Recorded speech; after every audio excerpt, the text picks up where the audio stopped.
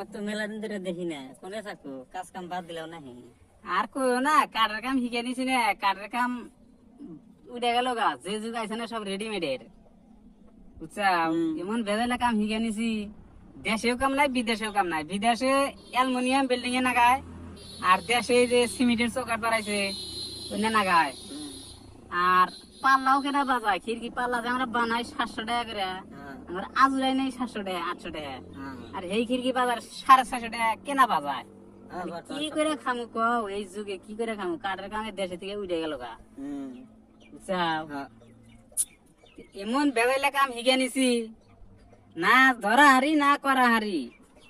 এখন যে একটা কাম করে খামু, একটা কাম শিখতে পারলি কমসে কম 6 মাস লাগবো।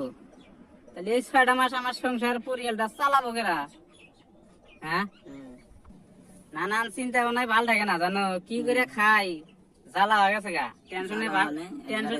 টেনশনে ভাল থাকে না, রাইতে ঘুমা না, কি করবো কি করে খামু। হ্যাঁ, কামাই না থাকলে না নিজের বাপ মাই দেখতে পারে না, বই তো দূরের কথা, বুঝছাও। ওই যে যখন কাঠের কাম আসছিল না, ঠিকা নিয়ে না কাম করছি আগে, আজকে থেকে 10 বছর আগে ঠিকা নিয়ে না কাম করছি। 20,000 10,000 15,000 বইয়ের হাতে দিছি না, সেইরকম খুশি। খুশি তো। আর এই যে দেখো 6 মাস ধরে পয়সা খাইতেছি, মানে এই যে ফিরার মতো খালি লাগতে লাগতে খালি লাগতে ফিরার মতো। নিঃসন্দেহে তুই ঠিক কথা বলেছিস।